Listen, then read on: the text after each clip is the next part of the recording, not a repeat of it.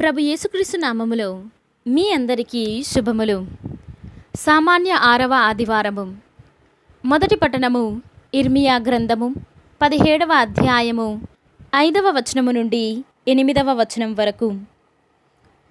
ప్రభువు ఇట్లనుచున్నాడు, నన్ను విడనాడి నరుని నమ్మువాడు, నరమాతృని మీద ఆధారపడువాడు శాపగ్రస్తుడు.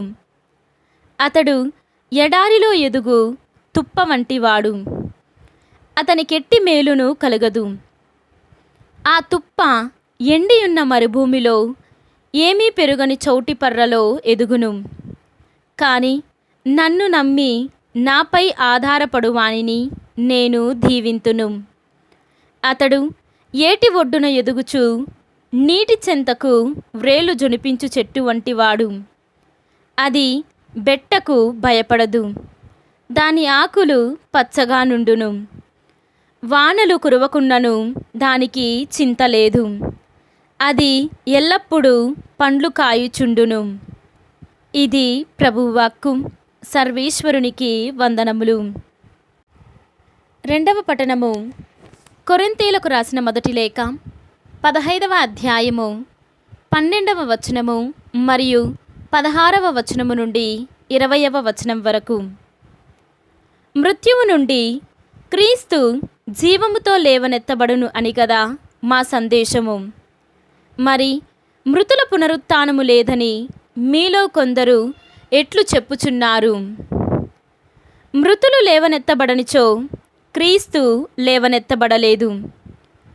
క్రీస్తు లేవనెత్తబడనిచో మీ విశ్వాసము వ్యర్థము, మీరు ఇంకను మీ పాపములోనే ఉన్నారు.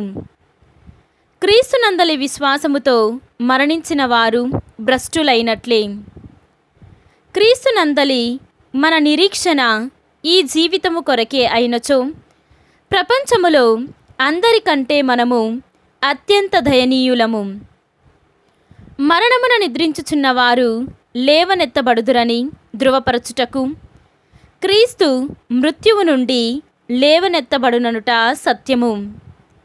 ఏలన ఒక మనుష్యుని మూలమున మరణము ప్రవేశించినట్లే మృతుల పునరుత్థానము కూడా ఒక మనుష్యుని మూలముననే వచ్చినది.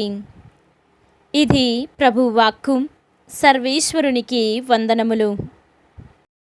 ఈనాటి సువిశేషము పునీత లూకా గారు వ్రాసిన సువిశేషము 6వ అధ్యాయము 17వ వచనము మరియు 20వ వచనము నుండి 26వ వచనము వరకు. అటు పిమ్మట యేసు వారితో కూడా కొండ దిగి వచ్చి పెక్కుమంది అనుచరులతో మైదానమున నిలుచుండెను. యూదయ దేశమంతట నుండి, యెరూషలేము నుండి, తూరు, సిదోను అను సముద్ర తీరపు పట్టణముల నుండి ప్రజలు అనేకులు అచ్చట చేరి ఉండిరి. యేసు శిష్యులను చూచి ఇట్లు ఉపదేశింప ఆరంభించెను. పేదలకు మీరు ధన్యులు, దేవరాజ్యము మీది.